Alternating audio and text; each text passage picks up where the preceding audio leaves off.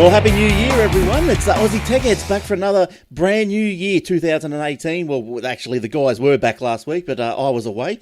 I don't know what I was doing. I can't remember. Probably, I don't know. Oh, that's right. I hurt my back. That's right. Couldn't Living sit. it up. Yeah, couldn't sit, couldn't stand, couldn't do anything. But anyway, a couple of beers fixed that, so all good. Now, it's episode 566. We are a little day early this week. So we are recording on Wednesday, 10th of January 2018. And you can see us or hear us all over the place, especially on Spotify. You can there's this podcast section on Spotify. You can jump down there, search for Aussie Tech Heads, and bang, a bibbity boo. There we go. You'll find us. And also on the TuneIn Radio. You just jump in onto that app, cross-platform, Windows 10, iOS, Android, even on your TV, amps, all these other devices that you can get the TuneIn Radio app, and just type in Aussie Tech Head, you'll grab the podcast, or you can tune into the Aussie Tech Radio. You can find other listening instructions at aussietechradio.com, which is just a bit of a 24/7, back-to-back, wall-to-wall podcast from Australia and New Zealand. They do repeat, but there's new episodes every Friday.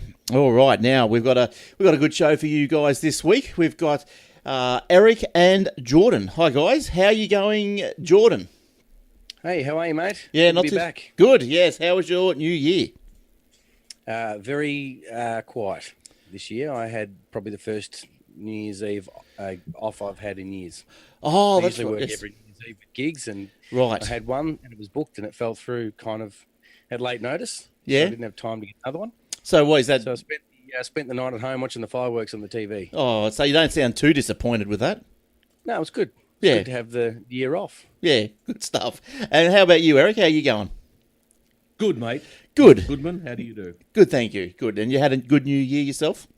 Yeah, it wasn't too bad. Nothing too exciting, but, just a bit of a laid-back party at a friend's place who Nice. just moved into their new house, which I needed a map to get around. Yeah, all right. Oh, that's Massive right. place. Yeah, somewhere in the country I see. No, that's a different one. Oh, right. Oh, you were getting around, are you? Good boy. All right. Now, did we get any tech presents for Christmas, anyone? Anything of note? I bought No, myself. not for me, unfortunately. I bought myself a tech present. Oh, what? And can you tell us what it was? Well, yeah, Oh, well, look at this. Now, those on the video, on the audio, I'll explain this as it's shown. It's a watch. You may not see this. Oh, look at the size of that dial on it. What's that one? Oh, look at that. Now, if I had to That's guess, beautiful. yeah, if I had to guess, I'd say that was one of those Targ Hayers. Is that right? Because You're correct. You are correct. you've been flapping on about those for a while, and you finally got one. It's taken me 18 months to make the decision. I put it on the screen, turns itself off. That's why I So keep going. that's Android, is it? Android Wear, compatible? it's called, yeah. Android Nice. But Wear, the phone, the iPhone does hook into it. No problem. Yeah, that's nice. That's a nice looking watch. How do you spell that so people at home they can? TAG I'll get that up. HUER. Hang on. That does look like a nice watch. HAUER. And did you get the one that you were after? You're after a special model? Yes, I did. Oh, you love it. Good boy. Now, look. So I've turned the screen. I've done the screen so it doesn't. Oh, hang on. Let's have a look. So how So come it it's not? doesn't, How come it's not on your wrist? Oh, because I was just charging it. Oh, okay. And how long's the charge last? Oh, it'll go a full day.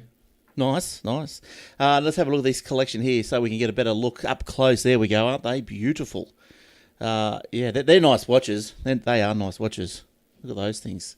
And so you've had it for a couple of weeks, I guess. What do you think of it? I've had it for a week. Oh, yeah. And what do you think of it? Good?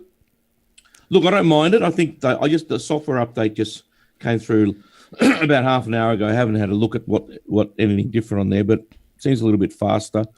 But yeah, it's pretty good. It's all the notifications come through from my phone, text messages, emails, calendar Right. notifications, all that sort of stuff. And by the looks of it, you can change.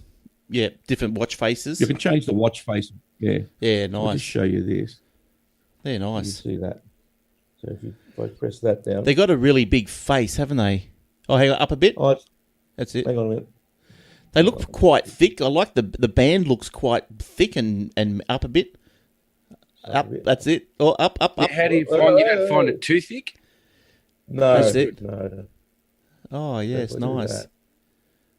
Yeah, it looks. I've got the Gear S. Would it be as thick as that?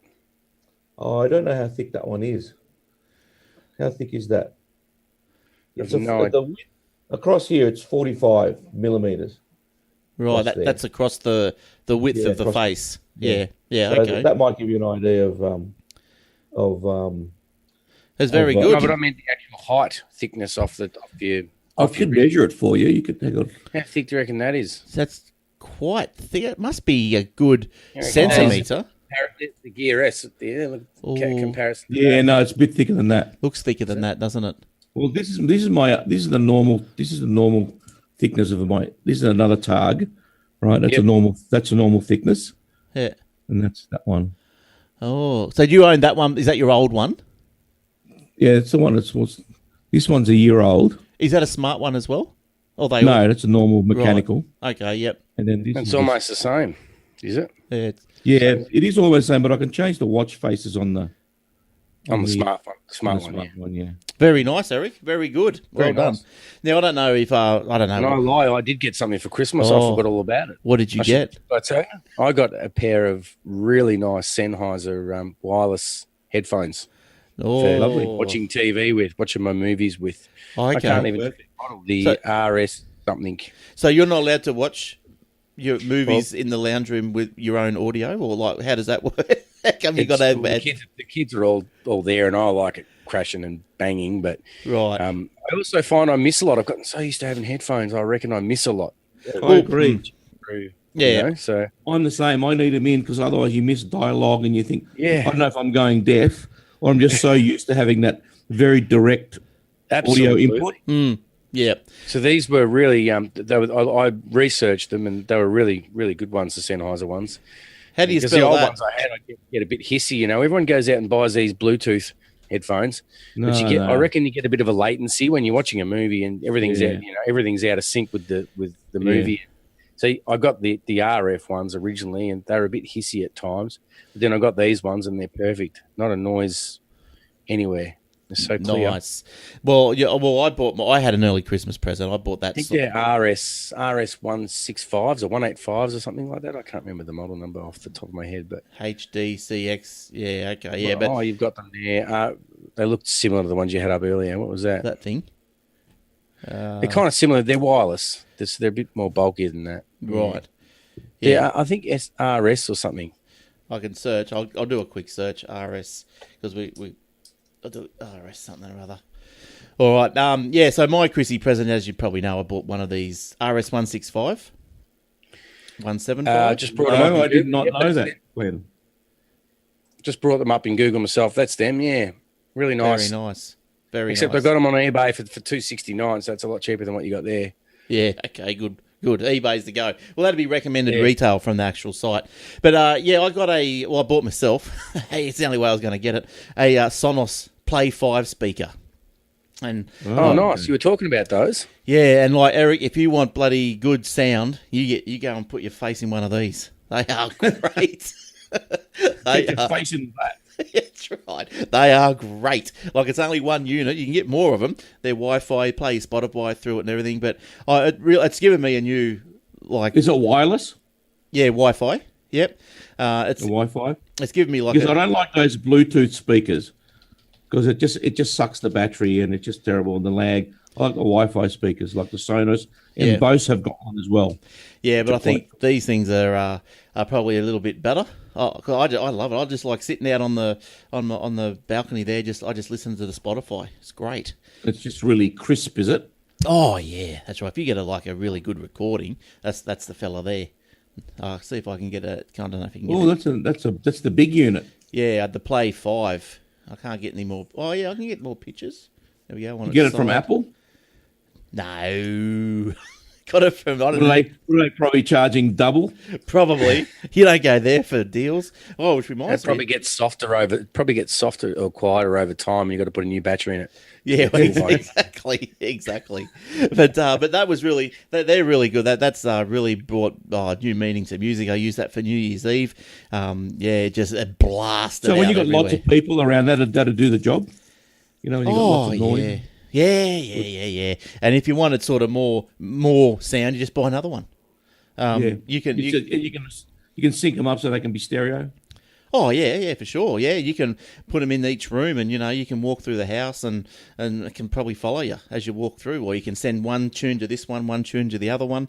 You can get a unit that'll plug into your amp, so you can then use it as TV. They got TV sound bars and everything. They're pretty good, really good. All right, well, enough about our indulgences at Christmas. I hope everyone else got a tech present. Not just us here. But let's move on to something of what's been happening in the world. We got an email. Surprise. We did get an email. Oh, no. What happened? Where did Jordan go? Oh, he's gone. All right, hang on. We'll just try and get him back. And just bear with us here. We'll go, did we just get cut off? No. Can you rejoin the link? And we'll see what happens. Now, look, while he's doing that, I'll just bang on a bit more about my speaker, eh? Why not? Well, I did buy also a TV. Oh, what sort? I got a Samsung 50-inch 4K. Right, 4K. Oh, 4K. Have you seen any 4K videos yet? No, not yet. But the HD videos comes through on it very, very crisply. Nice. And I got the wireless sound bar that goes with it. It just goes across. Yeah. JB Hi-Fi on sale. Yeah, good stuff. The two of them with the subwoofer, all together $1,300. That's all right. You can't go wrong with that. That's good. Can't go wrong. No, and it's absolutely a really good unit. What size was it? 50-inch. Yeah, that's all right. All right. Back to our email now that Jordan's come back. Email. You can hear me? Yes, loud and clear. I think last week on the show, Will was talking about batteries and the cycling of them and so forth. I got an email from Jack. He wanted to raise an issue, what Will had said. I think Will said that every time you plug in your phone battery or whatever, that is counted as a cycle. That's I remember him saying that. Yeah, Will said that every time a computer phone is plugged in for charging, it will count as a complete charge cycle, even though if you only charge at 1 or 2%. This is incorrect, as most laptops and phones will only count a full cycle when you have charged 100%. So you can charge 10 here, 70 there, 20 somewhere else over there, and the device will count as a full... And the device will count it as a full charge cycle, even if you end up on 30%. So, yes, I did wonder that when he said that. I actually questioned that myself when I was listening to it. Yeah, so I questioned Will about it as well, and his feedback was that sometimes in the cheaper batteries or cheaper products, that the onboard circuitry or whatever, they might be a little bit sloppy, and then each not as intelligent. Yeah, that's right. But look, I went in and got a bit of an idea from, where did I get this from? This example from ZNet. So and I'll just read this here. Every battery has a finite lifespan, and to give you guys some clarity. Every battery has a finite lifespan, and this is given as the recharge cycle or battery cycle. So put simply, this is the number of discharge cycles that a battery can endure before being no longer fit for service. Many manufacturers offer this number. For example, Apple state that the iPhone battery is designed to retain up to 80% of its original capacity at 500 full charge and discharge cycles, while the MacBook Pro or MacBook Air is designed to deliver up to 1,000 full charge and discharge cycles before it reaches 80% of its capacity. Most people think that they can dodge this charge and discharge by topping up their battery regularly so the battery doesn't get fully discharged. Unfortunately, no. If you only let your battery discharge by 25%, then doing this 4 times counts as a cycle. Same if you do 5 charges after 20% discharge or 20 charges after 5% discharge. So, If it adds up to 100%, it's counted as one charge, basically. Yeah, so it doesn't matter where or how or in what order you do the charges. You charge 10 here, you charge 15 there, you charge 2 over there in the car, whatever. As soon as you get to 100%, that's your cycle. That's one cycle. Yep. Move on to the next cycle. All right. As soon as it hits 100, yeah. I suppose the biggest thing is the quality of what it does for the battery, charging it. Like a lot of people say not running your battery under 50% ever is actually good for it, I've heard. I don't know whether that's true or not. If you always keep it at 50, all I know for real, is that regardless of what they say laptop batteries will do, it's rubbish. It's never what they say. That's all I know for sure. I think that article did go on to say that, you can't just leave your computer or phone just charging all the time, because that is detrimental to the battery.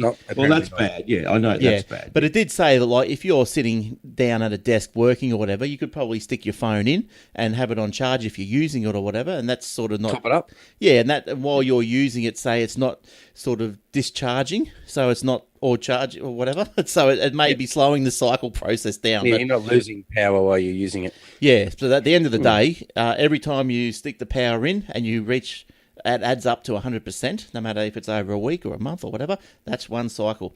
Because I thought that was a bit dodgy, to be honest. Like, I was talking to another guy about this issue, and I was saying, well, so it doesn't really matter if the battery is still okay. As soon as it reaches its theoretical programmed limitations, it's dead. And apparently that's how it works. Like in the eyes of Apple, yes. Yeah. Yeah.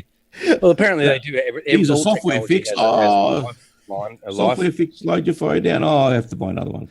Yeah, well, that's been all the rage, hasn't it? I heard, just not wanting to get into all that business, but I think there's class actions being, thrown around, and they will lose that. Reading all the articles about it, I thought we don't want to come in today and talk about Apple's batteries, do we? No. I think Will and as much as it's a hot topic. Yeah, I think Will and Warlock did that last week, so we'll leave that one there. But look, so I hope that's cleared it up for you guys out there. So it's normally on a decent, non-junky Hong Kong Chinese eBay phone buy. Other than those, it'll 100%. If you've got a quality phone, you should get quality battery. That's right, and you won't get no rubbish. Okay, so look, I do have an Apple story. Let's get that out of the way. Oh, good. Yeah, Apple has come under fire from shareholders, can you believe, for iPhone addiction. Like, I can't believe this is what's going on in the world. But anyway, Apple has come under fire from its two largest investors for failing to address the growing problem of young people becoming addicted to iPhones. I thought the whole idea is when you sell your products, you want people to use them and like them. Well, there's two things there. Firstly, shareholders shouldn't be complaining, because the more people are addicted to it, the more money they make. So that's the first thing.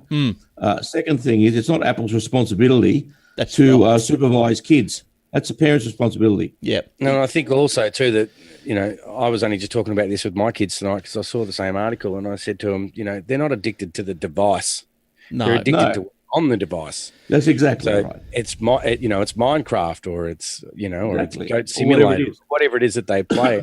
Chess. I mean, I told my boy today, you've been on your iPad too long. Get off it. He got off it, and he put it down. He went and turned on the Cody box and kept watching his Minecraft videos on YouTube.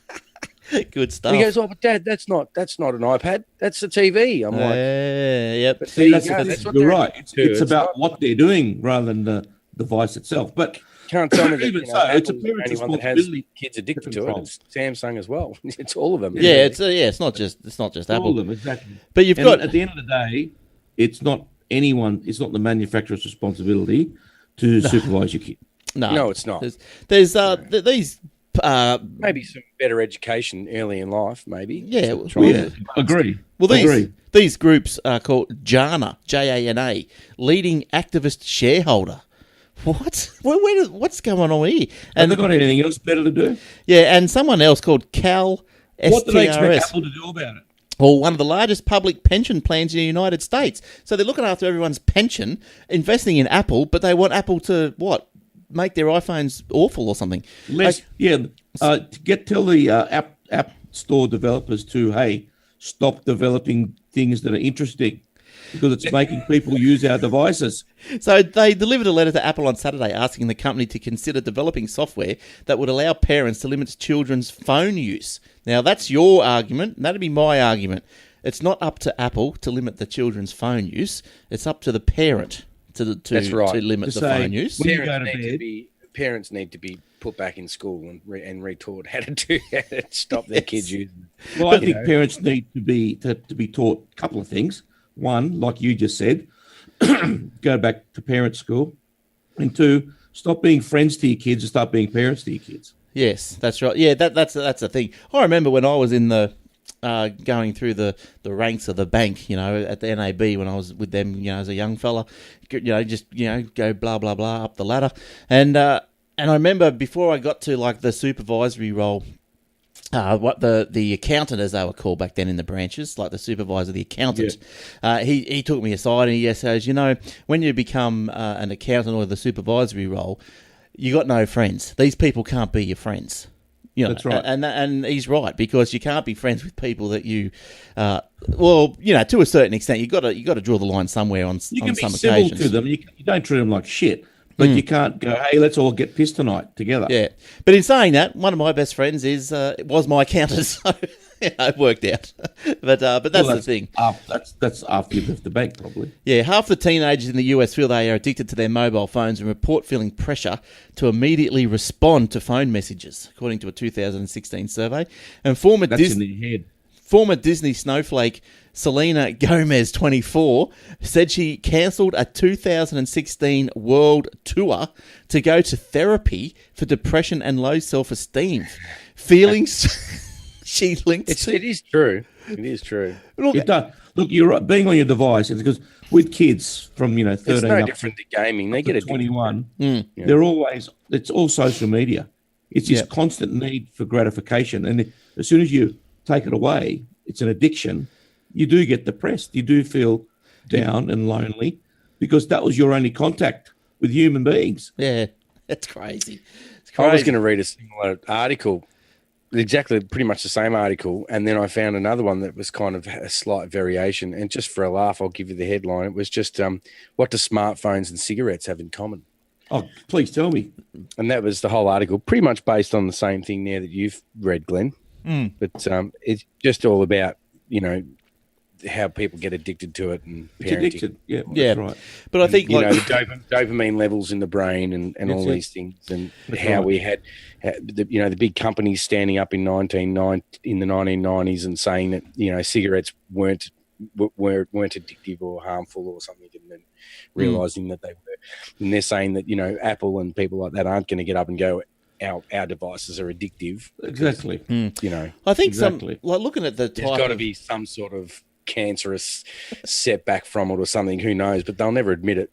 But I remember a few years ago, in the early 2000s, the big thing was talking on your phone up to your ear will give you brain cancer. Yeah. But that's still relatively unknown. But they would never admit that now, even if it was true. But they'll never admit it. But it's still... They'll never admit it because no one would buy their products. But it's still an unknown because we haven't lived long enough with these devices glued to our face to know if this is going to... Well, I generally try to talk on the earphones, number one, because I hate holding it up there. Yeah, and number two, I just don't. Even just the Wi-Fi itself. I mean, you're walking through radio waves all day, every day, everywhere you go. Yeah. I don't even think having an iPhone necessarily or any device touching the side of your face is going to make much difference. If you're going to get it, you're going to get it. I got two routers pumping stuff out just behind me. So exactly. Who knows? Oh, that's why I can see two heads. Yeah, so there's no proof that any of that's going to be good or bad. There's well, how long did it take them to? Companies weren't going to turn around and say it's bad for you. How long did it take them to find? How long did it take them to find a correlation between cigarette smoking and cancer? Well, probably 70 years. Yeah, took a while. Yeah, because it was all the rage, turn of the century, I guess. People have been smoking since from 1850s, I suppose. Yeah, I don't know, but yeah. And but in the 1900s, it probably went through the roof, and the 30s, everyone was smoking. Yeah. So, but who knows? It was cool. It was on television all the time, people smoking. Then they had to stop it being on telly after a while, didn't they? They cut back on that. Yeah. It wasn't that long ago We're either. allowed to have devices on our TVs because it'll be. It was only 20 years ago that I stopped smoking in office and on aeroplanes. It wasn't that long ago. I know. I remember when I first started in the bank. When I was 18, you just walk in. There's just the people were smoking at their desk, and now you walk and you would think, how would that happen? Like you just can't imagine. You just can't imagine it. Just people just doing their work as they do hour by hour at their job. They're just smoking at their desk. It's crazy. But all right, let's. Well, they could never get rid of phones. They could never say, right, they cause cancer. You've all got to leave your phones outside. There's a phone zone on the other side of the room for you to go and sit and check your Facebook. Yeah, that's right. Yeah. And then they'll all be complaining. Oh, the people that make their go to the phone zone, we should get days off because they're down at the phone zone. But yeah, that's right. But we're walking through waves all day long, not just man-made. I don't think you've got much chance of escaping it, to be honest. No, but I'm just not talking about like the man-made or man-generated waves. They're naturally there. They're there since the Big Bang. Of course. That's there.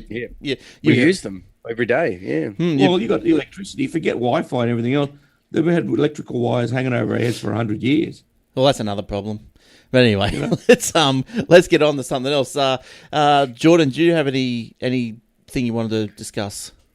Well, if there's anything good there, I'll have a look. I had a couple. That was the shareholders one you just read. Oh, okay.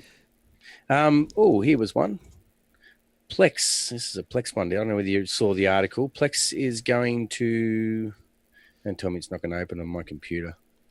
Oh, it is, because I did it on my iPad and then moved it to the computer. I did see something about Plex through the week, but I forget. I don't think it's a huge story, but I use Plex, so I find it interesting. After adding new features like live TV and DVR with automated commercial removal, whatever that means, news, and Android Auto support over the last year, we didn't see anything brand new from Plex during tonight's CES event. However, soon the streaming platform will add another new element as it tries to cover all media users consume across devices.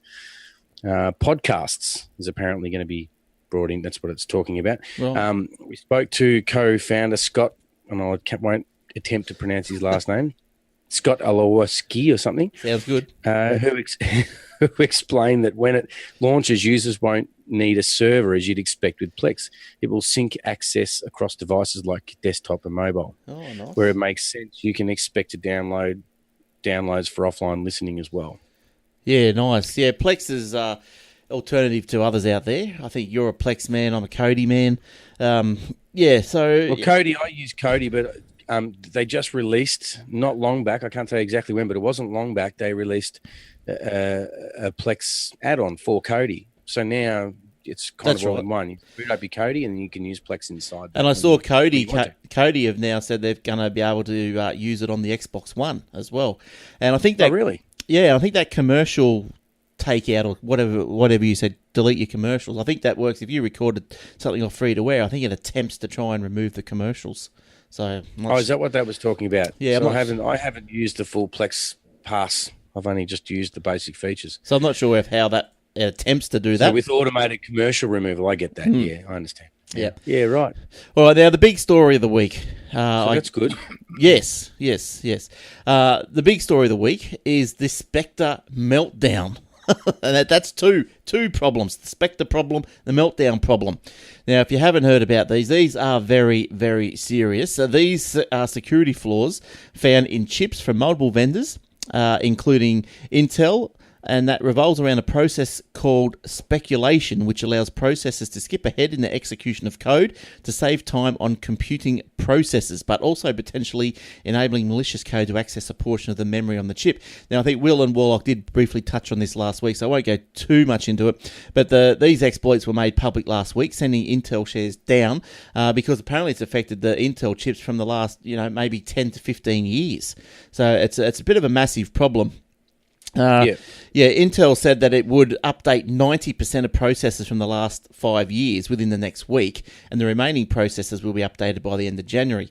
So how does this affect you, I guess, is that the main thing.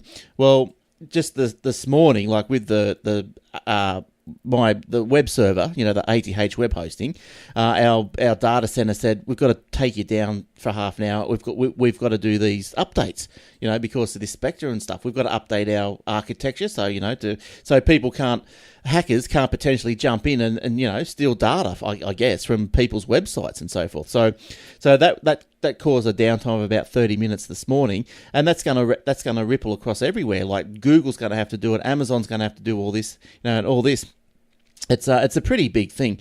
So Intel said customers can make sure their software and systems are updated and patched. So, you might not, your system at home, you go, well, who cares if someone gets in and wants to skip ahead or whatever whatever you have to do to get the data, steal the data, but you don't know. Like if you're in a business even, you just don't know what sort of data could be. It makes you wonder how long the hackers have actually really known, like they could have been stealing your information for years. Yeah, and I guess like a big hack like this, maybe, obviously there have to be a real good hacker, but maybe then these people don't tell the world, they just keep it to themselves. You just don't know. You don't know. But apparently they don't know of anyone have taken advantage of this hack as yet, but they're still, they're patching it. You got to patch it. Several vendors, including HP and Lenovo, have already come forward and said that they would have software patches coming soon. So Intel has said does this software patches include all operating systems across the board, or is this just for the hardware patch? I think it's both. It's Intel said the best you can do is apply updates from OS vendors and system manufacturers as soon as they become available. I updated my Mac today. There was an update there to go through. I heard that the Mac patch, was it the Windows patch or the Mac patch? One of them, I can't remember. One of them had really bad side effects. Yeah. Patch. So that was probably Windows. It was, It was, but it's not necessarily Windows. It was the Windows that was running on the AMD chips, CPUs. Oh, okay. So what happened there? Athlon and Semprons, AMD Athlons and AMD Semprons have been affected. So users are reporting that computers with older processors would not start up after installing a package of fixes for Windows that include mitigations, for these flaws. Now, I don't know if you want to get real technical, I'll go through this pretty quickly, just in case you're one of these people. The update for Windows 10 version 1709 KB4056892 provides a range of fixes and updates and addresses security issues affecting the operating system.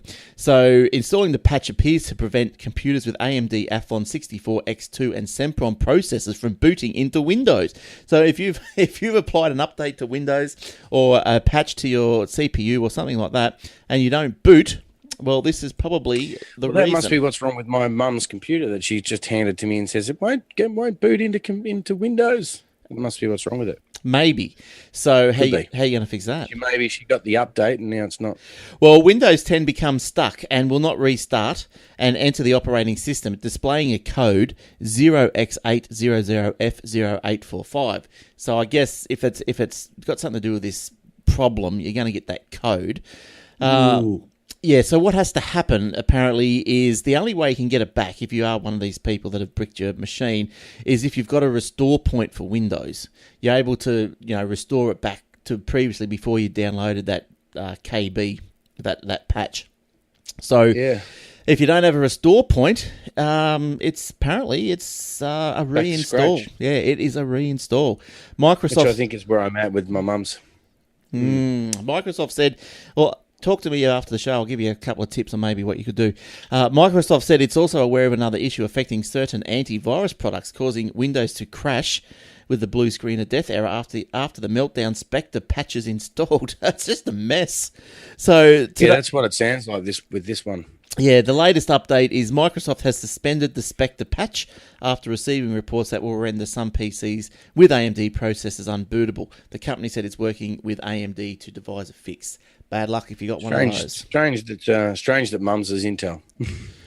Yeah. It's not AMD, so it's probably something else. Different problem. Wrong. Yeah. So as I said, Apple had fixed their little problem. They've released a fix, so make sure you go out and update your Apples. Last week, Google. So what about Linux? Was that included in that? I mean, you said your server had to be upgraded. Is that running on some distribution, or is that just a Windows Microsoft based server? Or no, well that would be it's a Linux server, so it would be on probably something like Xeons or something. I'm not Probably. Something real. Just it's a proper server farm or whatever. Yeah, it's a so it has to be proper deal. Yeah, so it's across the board. Oh yeah, so AWS, they've all got to update their crap. So Google and other security researchers disclosed 2 major flaws. Yeah, blah blah blah. Apple released software updates to the Mac, the Apple TV, and the Apple Watch. The iPhone maker said it had a release patch for Safari. Watch. So that one person that bought the Apple Watch. Yeah, they're getting an update. Yeah. Apple has said that there are no known instances of hackers taking advantage of the flaw. So yeah, I think that's pretty. So it's everything. It's all devices. It's not just computers. It's devices as well. Phones, watches, computers. Because apparently the flaw is in the CPU. It's in the CPU, the chip. So whatever chip is in whatever device. Yeah, and it's pretty much all chips, is it? Well, that's what they're saying. Yeah, like in Intel anyway, for the last up to maybe 2 decades. So that's just crazy. Oh, shit. Yeah, what a mess. That is a mess. Yeah, and just on for something completely different. I've got 2 little quick ones, and then we'll get another one from Jordan. Did you have any, Eric, or you're just no? I'm bobbing along? Good stuff. Intently here. A couple of quick ones. Telstra scraps private number fees. Remember, you used to go, can I have a private number? They go, yeah, that'd be $3 a month. Oh, yes, they did. Yes, they did. And you keep talking. I know why. Yeah. Yeah, so customers were previously required to request a silent line, and they pay $2.93 per month if Telstra wanted to keep if you wanted to keep yourself out of the phone book. Telstra Group Executive for Consumer and Small Business Vicky Brady said the telco hopes to make privacy more accessible to customers with the change. That's all the buzzword, isn't it? Privacy and all this stuff these days. The changes apply from 18th of February, so if you want a private number, they're now free. Go get one. Did you have something to say? Add to that, Jordan? So, I just was going to add that they did that because they've had so many complaints from spam. Or did you just say that? No, I didn't say that. So many complaints from spam callers that they're now offering silent numbers for free as a way to compensate for the amount of spam calls people are getting. They're getting so sick of telemarketing. I get them on my mobile now. Funny. Yeah, right. But wouldn't those spammers just go through the numerical line? Like they're not, instead of just doing picking out phone numbers, wouldn't they just go like, I don't know, 1 2 3 4, 1 2 3 5, 1 2 3 6, 1 2 3 7 like that, and just spam that way? Oh, you can just got an algorithm that just does random dialing. Yeah. And another quick one: if you've got a HP laptop or HP laptop, you may be at risk of a battery fire. HP Thursday said it was recalling approximately 50,000 lithium-ion batteries for 11 laptop models due to a potential for the batteries to overheat and catch fire. Look, there's more information in the show notes, including the models that are affected. If you've got a HP and you wish to find that out. So what will happen if you do have one? The customer, they'll send you a battery, and then they'll send someone around to put it in. Do you have to request it? Yes. You do? Yes. Well, I've got a ProBook 440 G2. Oh, we got in the list here, we've got the ProBook 64X, ProBook 65X. No ProBook.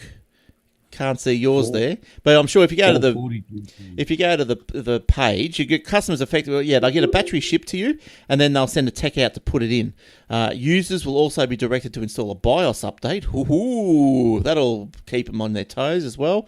That will deplete the battery down to a safe level, and users will be able to continue using their PC connected to a power charger. So there you go. More very good. Yeah, more details there, and the link to that story in the show notes if you think you might be affected or have a HP.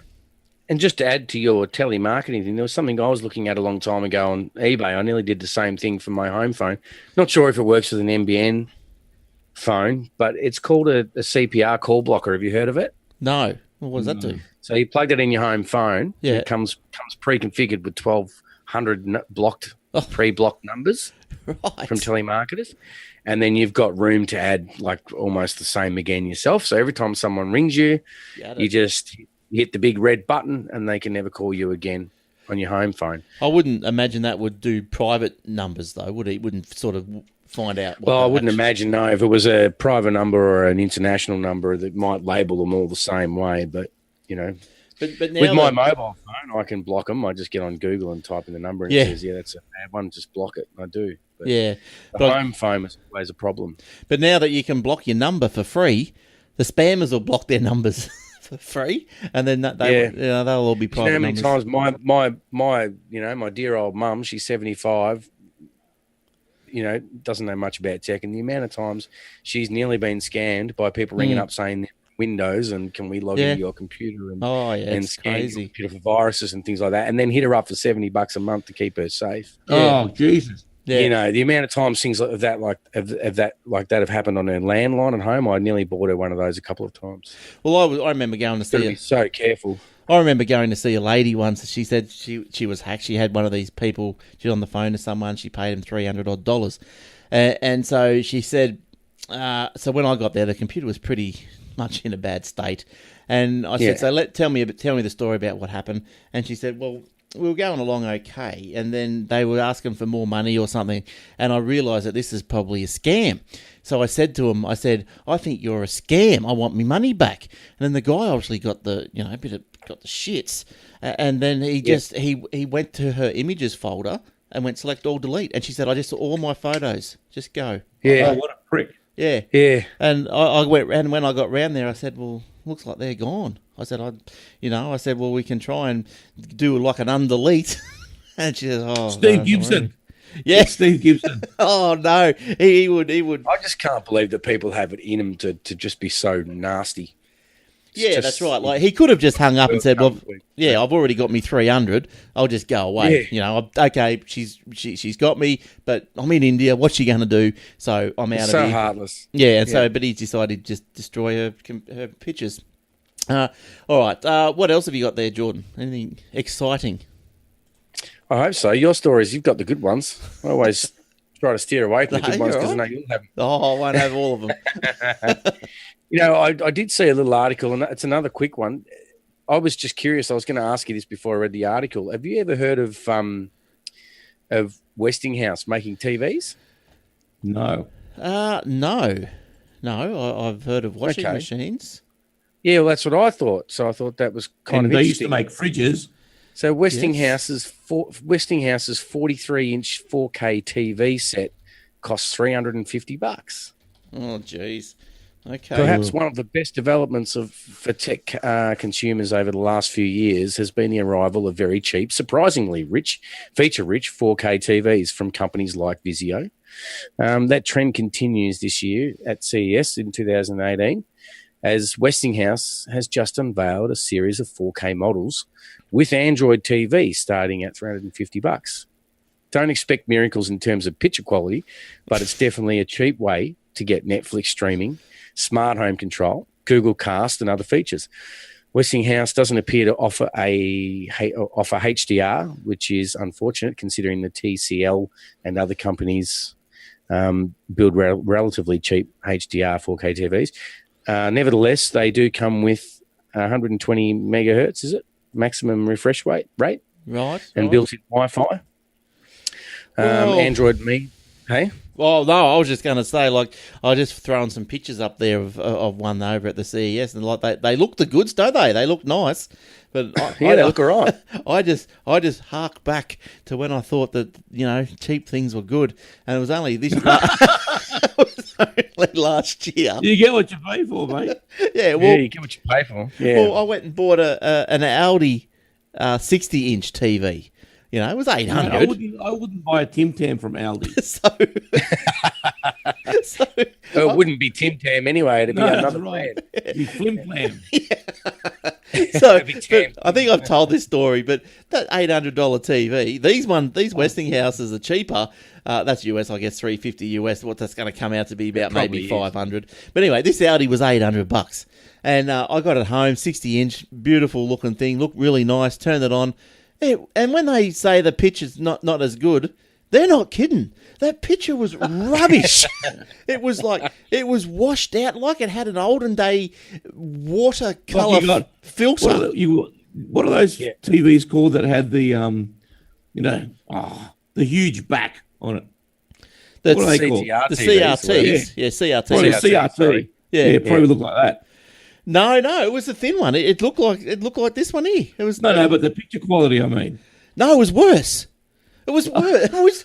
It was washed out. It was. I couldn't bring the colours up. You know, The movement was probably rubbish. Yeah, it was just the most rubbish thing. Did you take it back? Get a refund? Yes, I certainly did take it back.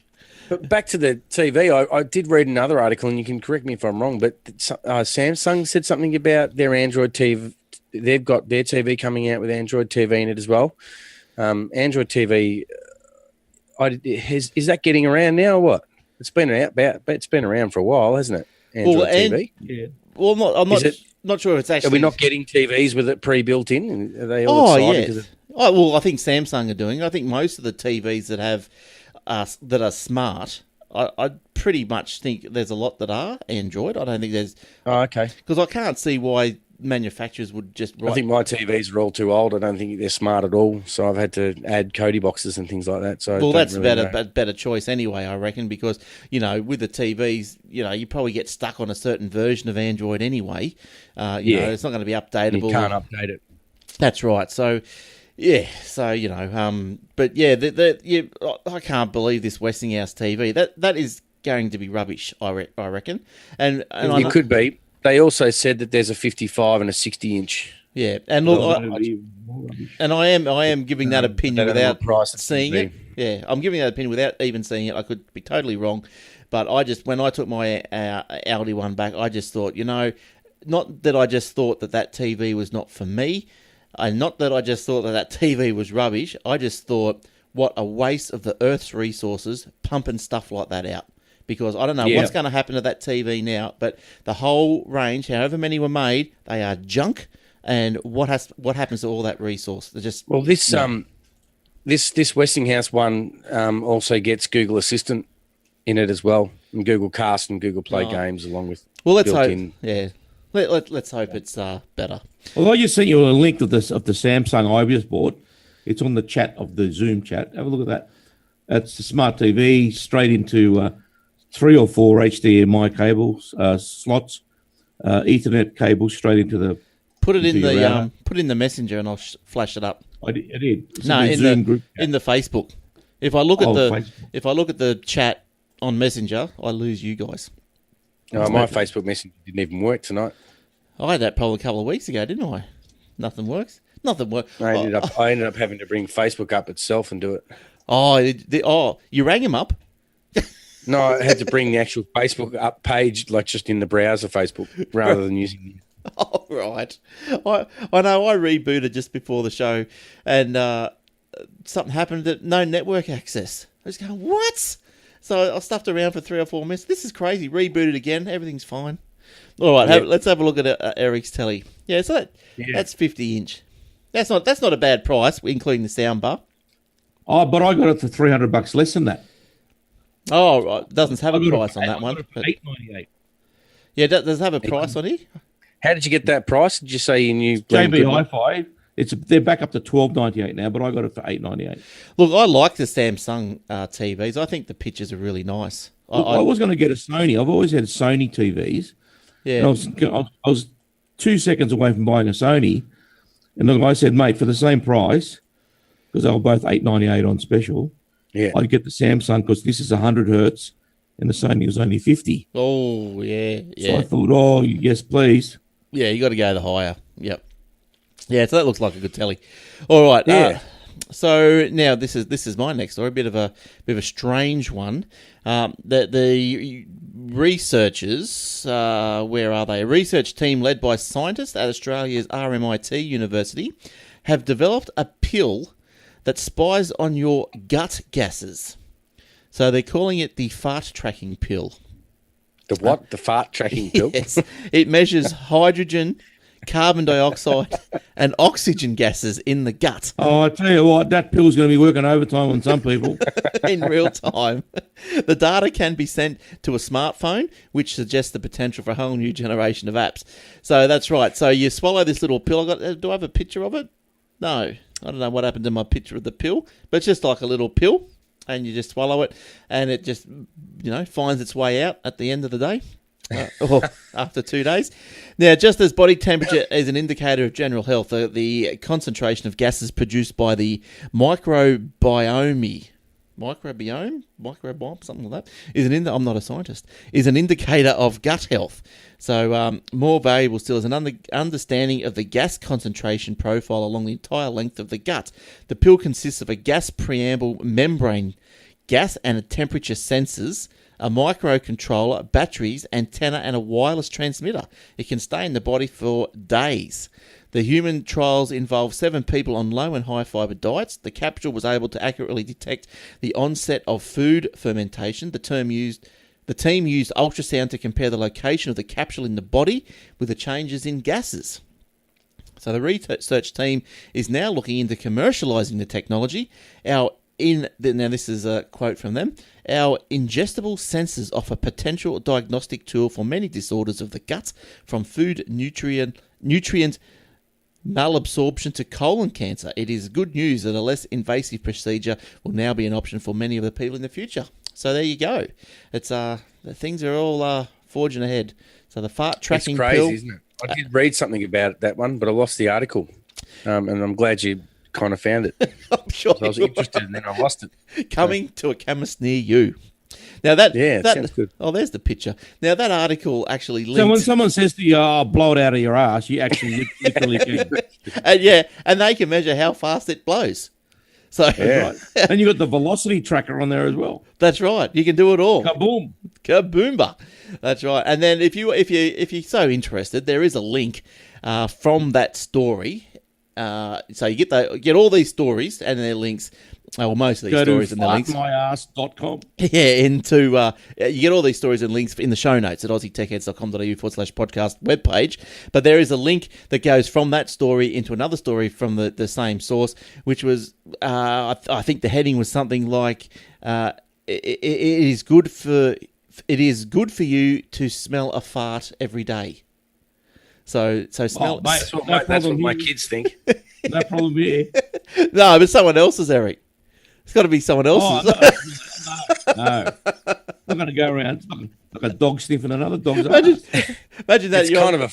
It's kind of a forced event. Anyway, imagine if you live by yourself. For the person smelling, you live by yourself, and you've committed to smelling one a day. You'd have to jump out of the house at 6 o'clock, go to look for something. All right, let's move on to something else. Jordan, have you got anything else going there in your emails? I do. I've got a couple of things here. I've got a couple of chat topics too, but we'll get to those. I have a little bit of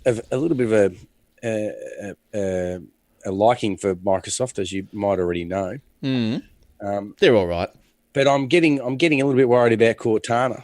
Have you heard about it? I don't use it. No, I don't use it either. I don't. Well, where are we going to use it? So Alexa, to live in Windows 10 PCs launching later this year. Oh. They're changing the name. No. Alexa's the other one, the other mob. Unlike Amazon and Google, Amazon and Microsoft have been on decent terms with each other recently. Last year, the two companies announced plans to allow their virtual assistants Alexa and Cortana to talk to each other on Windows 10 PCs. At CES, a number of Windows 10 PCs manufacturers are announcing their own partnership with Amazon to integrate Alexa into their devices, a separate initiative with the apparent goal of bringing full Alexa features to Windows 10 devices. But look, seriously, Windows 10, like, come on. Like, where else are you going to... What else are you... I don't even talk to mine. Like, I don't have... I don't either. But I always remember Cortana being pretty good in the phone when you use it. Yep. Oh, I wouldn't say it's no good, but like I don't sit here at the desktop and push Cortana. I don't have a phone that there's a Microsoft phone, so I think that maybe bringing in the Alexa, I think that it'll open up more of a universe for, say, existing Windows users who can then dip into the Amazon universe, I guess. So I think that'd be good. I think Windows is just... So Acer and Asus and HP have all announced forthcoming PCs that integrate Alexa. Well, there you go. So it's all going on. Would this pretty much be the end of Cortana, do you think? Like, I don't know, because to follow that up, there is, and I don't know how much you can read kind of rumors as news, but there's rumors again, probably only recently, that of a Surface phone. Oh, jeez. Yeah, which they've been talking about for years, but there's another one that just came out, and I thought I had that article in front of me. I don't think I do.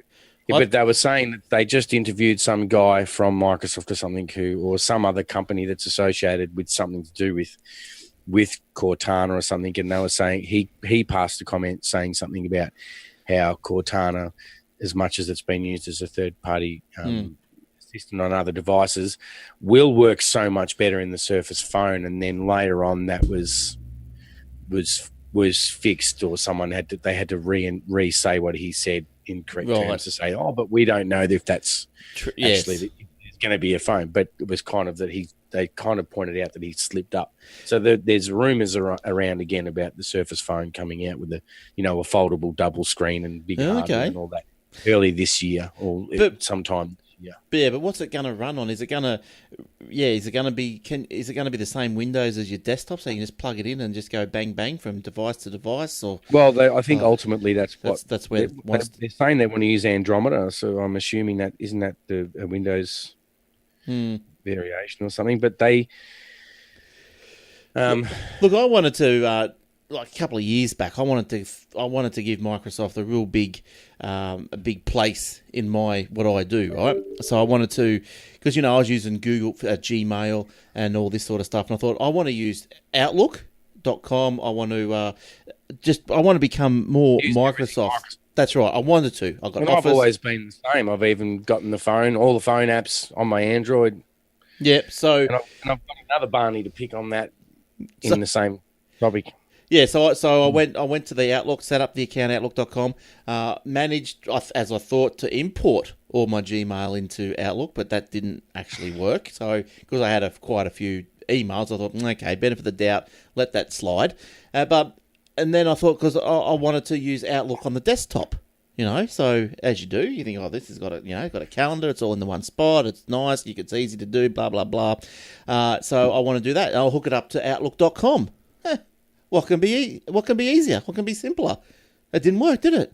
You can't get it to work. No, you just can't. No, and that's one of the same bones that runs off the same story that I've got as my notes here to pick on Microsoft and Apple in that case. But I think sorry, give them hell. Yeah, you keep going. I was going to say, with Apple, everything does gel. It does work. It just mixes together and it works. But it does. But I have noticed a definite decrease in the quality of how things work with Apple. For example, Glenn, the text messages that you received from me. Yes, that's right. They're all over the show. Right. I send them in order as how you send me one, I'll reply, and you send me another one, I'll reply. And on my phone, I see it in order, but on your phone, they're all over the shop. Well, on my phone, your answer comes before my question. Really? Yes. What phone have you got, Glenn? Both iPhones. 6S? The iPhone. You've got an iPhone, yeah. And what have you got, Eric? Same. You got an iPhone as well? Yeah. Mm-hmm. So my Barney with that exact thing that you were talking about, though, Glenn, with Outlook is from Microsoft. If you've got Outlook on, and I don't know if it's the same on iPhone because I don't have an iPhone, but on Android, I can't sync. If I put a new contact in my phone using my Android phone, it doesn't get synced back to the cloud. So my computer doesn't pick up the new number, or my other device, my iPad or whatever, doesn't pick up the other. It doesn't sync the new update. And the same with the calendar. If I had a new calendar event, it doesn't get synced back to Microsoft. So I thought I'll try it in the Outlook app and see if it works. But the Outlook app doesn't work with your contacts or your general your stock Android contacts apps and stuff like that. It only works on its own, so you can do everything through the app. Yeah, and that really bugged me. And then I thought, so I hunted around for years and I found this app that actually does it. And I'm sure other people have heard of it, called Nine. Have you heard of it? It's just an app on Android. No. Nine. So Nine. Nine. Yeah, it works flawlessly does all Outlook syncing and everything, and all contacts everything flawlessly with Outlook and any sort of active sync server flawlessly. Also works with IMAP and everything, whereas Outlook and all that wouldn't allow you to do it. And then to top it off, I was trying to set it up on my wife's phone, and she's got an iPhone. I thought, well, that way she can get her contacts and everything working, so that when she puts a new one in, she doesn't have to use the app. She can use whatever contact thing comes up. And it didn't work for her either. So I looked them up to compare them. I thought this would be interesting to see how Android make this 9 app and how Apple make this 9 app. I know it's not Apple, it's the developer, and the restrictions, it's a completely different app. Like 9, it's the same app. Yeah, but because Apple puts restrictions on it. Puts so many restrictions on. Not only, it's $10 to buy the app on Android, and it's $14 a year to buy it on iOS. Apple. Yeah, or something like that. There must I don't have it on a subscription, and it doesn't have IMAP or anything like that on the Apple one, but it works with Outlook. I don't have any syncing issues at all from iPhone to Windows, and then from that it throws it into my Mac and then back it up in that circle. But I wonder if that's because all my email thingos are on using Office 365, the Exchange server. I wonder if that's got something to do with it. Possibly. Yeah.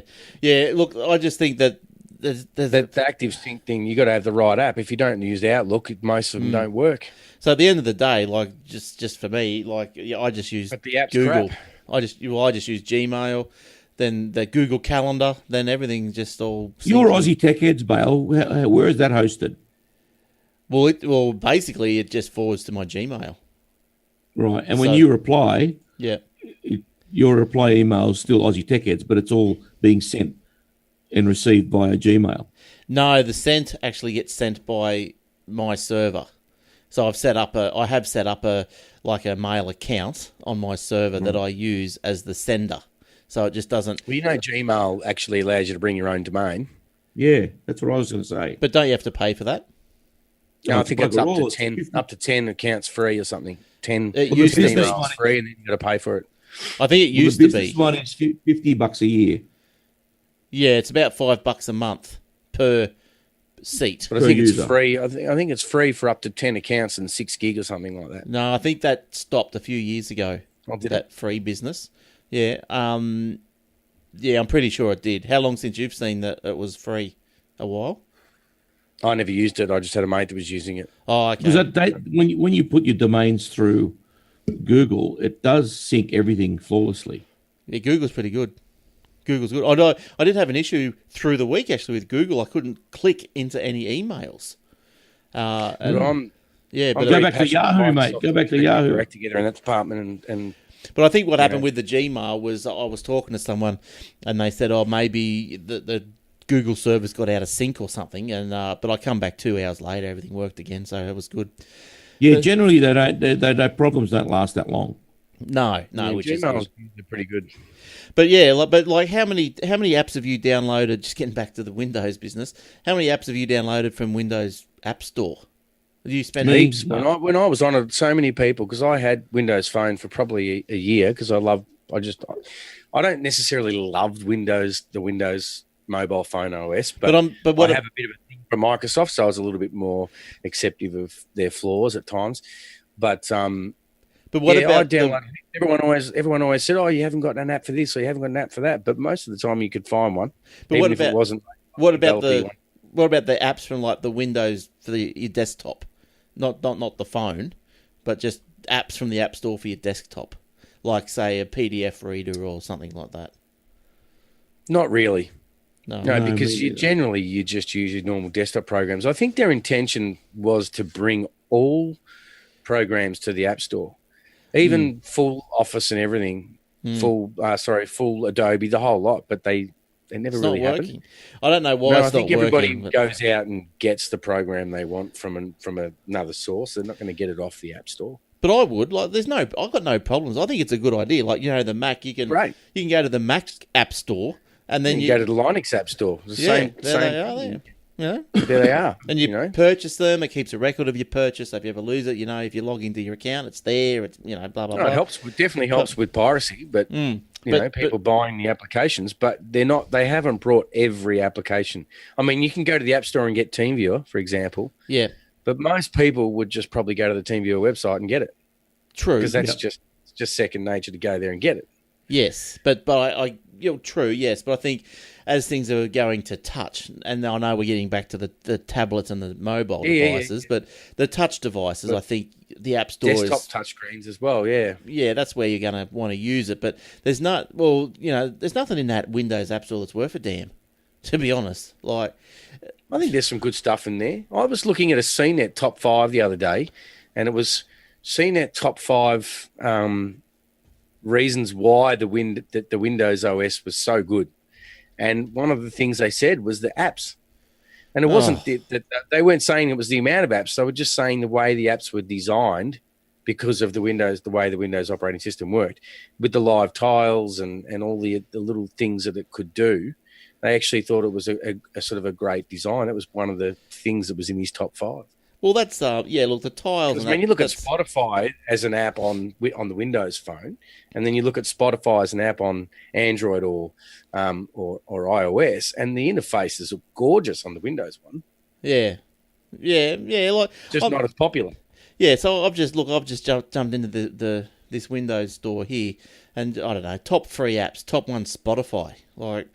Really? And then Netflix message. Is there any pictures there? If you click on Spotify, I think that Spotify is just the desktop one. I think I've installed it already, and it just becomes the desktop app. So you got then the top paid apps. Drawboard PDF, WikiCamps Australia. What are these things? It's just because a lot of the big developers haven't got on and done it. That's the problem. Adobe Photoshop Elements. Well, that's $150 worth. 2018, good. Yeah. Best rated apps.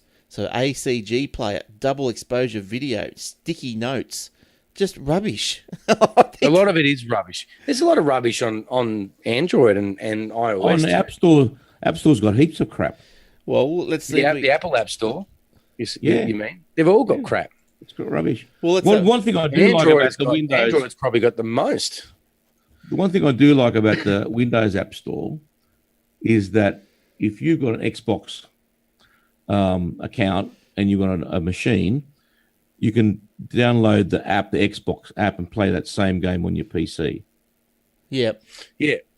And all the apps are universal platform. What do they call it? That's right. Yeah, so they all work. You can have they that all app work. Yeah, that's right. On your computer, on your Xbox, and they all work. One app, one job. Yeah. So that is good, because I think they do run Windows 10 on the Xbox One.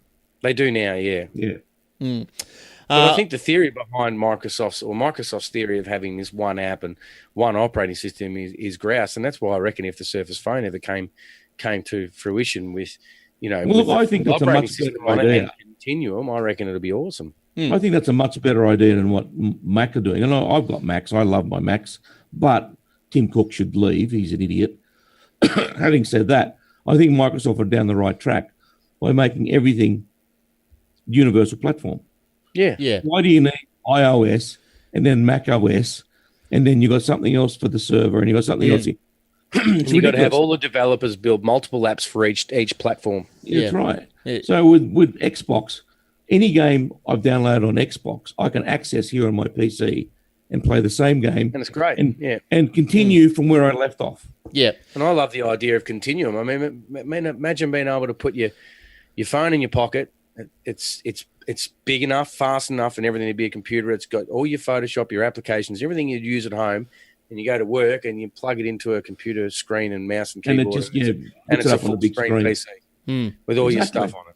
Yeah, exactly. Yeah. Why doesn't that make sense? Why people don't get on board? I don't get that. I don't understand. Well, they probably Samsung has now brought out their own kind of continuum style PC, haven't they? I think, or PC phone or something with their Samsung. Because all people, the next thing, because what Microsoft are also developing is, which I think this will be a category killer if they get this right, and it'll blow Mac out of the water, is your idea of, your phone, it might have, 300 gigs on it or something of space. Well, these days you could probably put a 1 terabyte they will. SSD, no problem, on a phone, that size.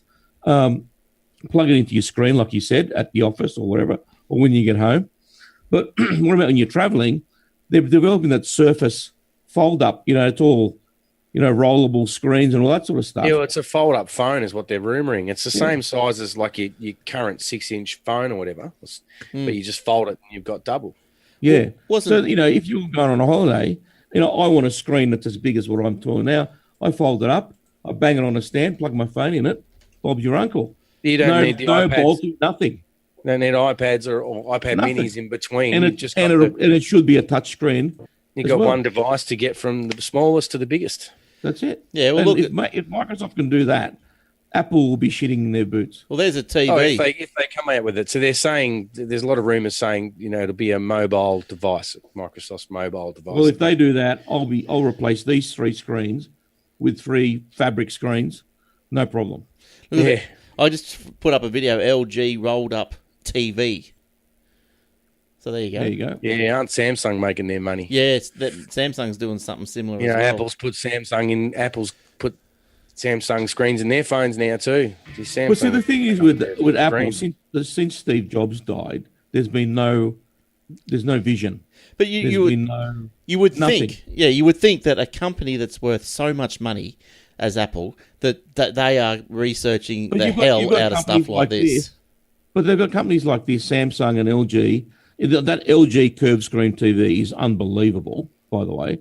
That is such a nice unit to watch. But their R&D budget each year is well over $5 billion. And what do we get? What do we get for it? Well, that's $5 billion a year. They've got so much they could spend it on. But it's all Apple's money overseas. After 12 months, what do we get? What do we get on iPhone 8? Nothing. That's what we got. Well, I'm pretty resigned to the fact that I probably won't get another iPhone. My next phone will probably be an Android. Like that $2,000 for iPhone. Have a look at the Pixel 2 or the Samsung. Just don't get a cheap one, mate. That's what I'm telling you. Well, I'm looking at cheap ones, but I'm not looking at them at all.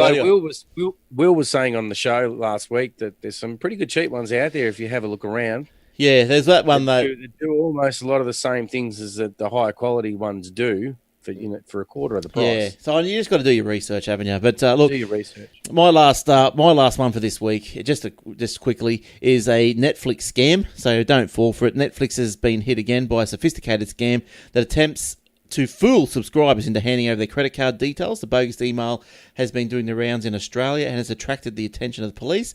The email tells Netflix users their credit card details need updating and invites them to click through to a page that is not really Netflix. Just never, ever believe that any company like that would ever put a link in an email for anything related to your account. Yeah. They would always ask you to go and log in.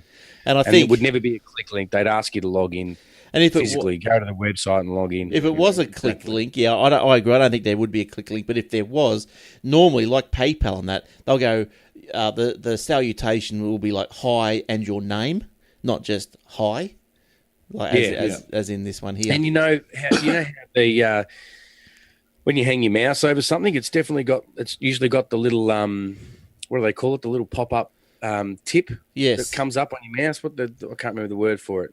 Yeah, like an alt text.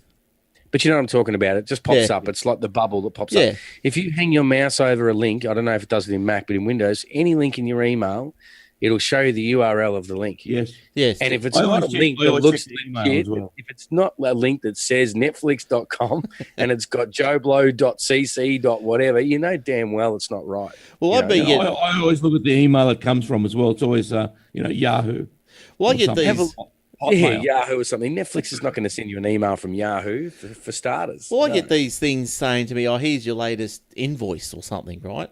And you go, it's come from... I got one of those. Yeah, and it's like from Xero or something, and you go, what? And so then you look for the URL link, over click here to view your invoice. So you hover over, look at the link, and it's like, gobbledygook link, and you go, this is rubbish. So then this is rubbish. It's not real. No. Well, I go to my iPhone and open it in my iPhone, and it is real. Some of them are real, and this was their real invoices, and boo for those companies that are sending them out like that. And I think these are coming from Zero.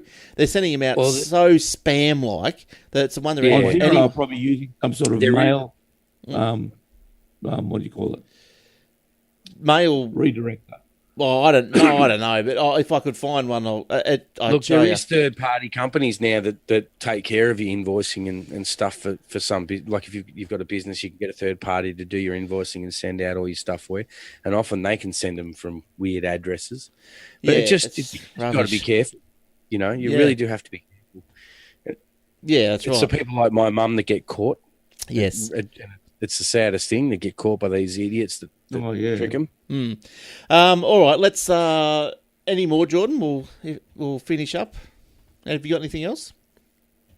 No, I had my whinge about Surface Outlook and all that, didn't I? So Microsoft Outlook and 9 and all those. So I'm happy. You're good to go. Can't wait for that Messenger to start, then that way I can start picking on iMessage. That's next on my agenda. Right. Kids Messenger. We were talking about that the other week, weren't we? I haven't stopped thinking about it since Jason mentioned something about it. It's in the US already. Right. And kids will be able to register to have their own Facebook Messenger. Yeah, right. Their parents will register them a profile in their Facebook account, and then they can invite their friends to chat. So it's all approved by the parents. There's a lot of people are cracking it, saying that how dare you let kids go on social networking, but obviously they haven't read. It was funny. Read through properly. Yeah, funny. My little girl wanted to buy something in the Windows in the Minecraft store, and so you have to buy Minecraft credits or something. So you got to put money in to get so many credits to buy. Microsoft credits. Yeah, something like that. Anyway, so because she's set up as a child under the family account, it goes, your request has been sent to your parent. Good luck. I thought that was funny. Good luck. Yeah. That's perfect, because that is true. That happened to me with mine. I don't remember the email being like that. I would have laughed. But, it's what the kid gets. It goes, the email's been sent to your parent. Thanks for the purchase. Good luck. So it's good that you can get on and put a bit of credit on their account, though. That's good.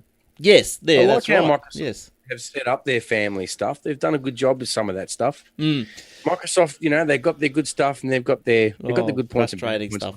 I think Microsoft. The problem with Microsoft, I think they've got so many things going on in so many different directions. Yeah, they've got fingers in a lot of pies. It just doesn't all come. They need some guy to come in to just overview.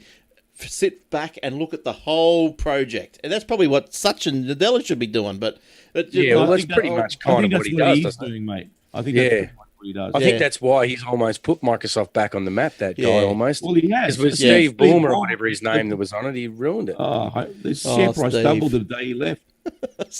I'll never forget that video. Tim Cook is Apple's Steve Ballmer. Yeah, you reckon? I would have thought Steve Cook was going okay. But no, mate, hopeless. Yeah. No. What have they developed since Steve Jobs died?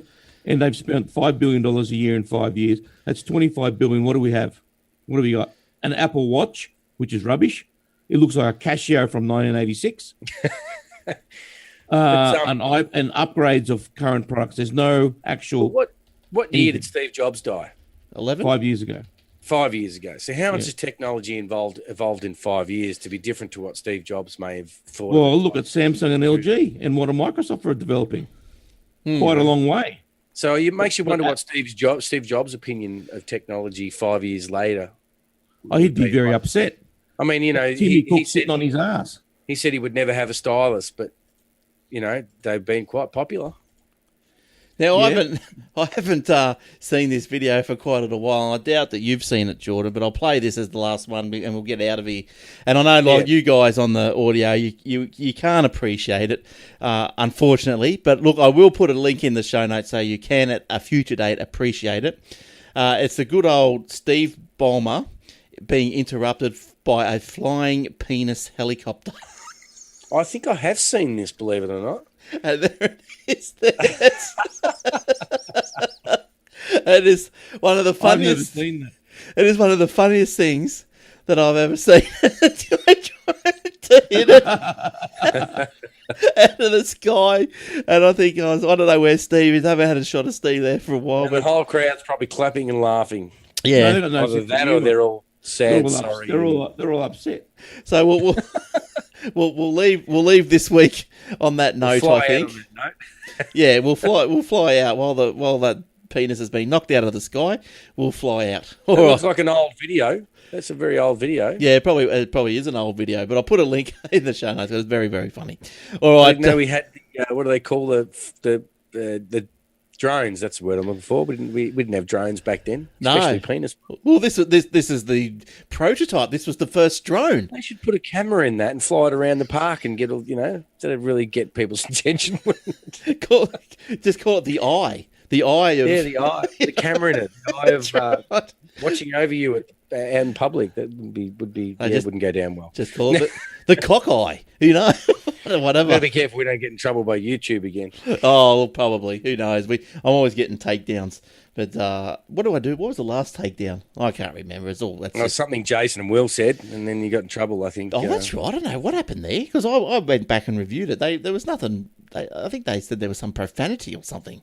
There was nothing there. I don't know what YouTube was on about. I might have said something. But might have said something a little bit right wing. No, well, I whatever you call it, opposed it or whatever. I forget the terminology that YouTube uses. And anyway, I said, no, that's not right. I appealed it, and they said, yeah, okay, that's all right then. No worries, keep it up. Yeah. So, yeah, I don't know what it was.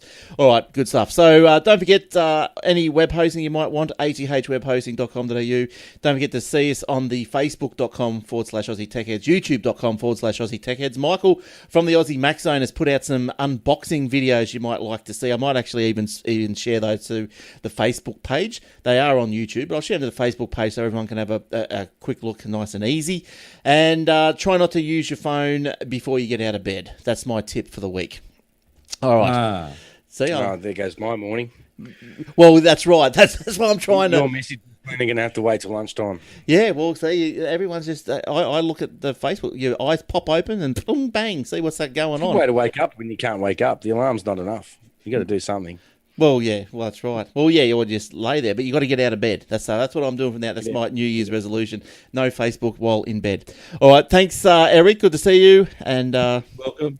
I love your watch, and good on you, Jordan. Thanks for coming in. Mate. No worries. We hopefully will see one or both of you or any of you next week. We'll see what next week brings, but we'll always be here every week, bringing you a great show of all up-to-date news that affects, hopefully, you sitting here in Australia with all your tech gadgetry and whatever. And like some of the stories that we get are quite diverse, and that's why it's good to have, we've got Eric come in, we've got Jordan come in, then everyone's got different perspective on what they like, and that comes through in the stories. So it's very well-rounded, I think. It's very good. All right, thanks, everyone, and we'll see you guys soon. Cheers for now. Bye-bye. Thank you. Good night.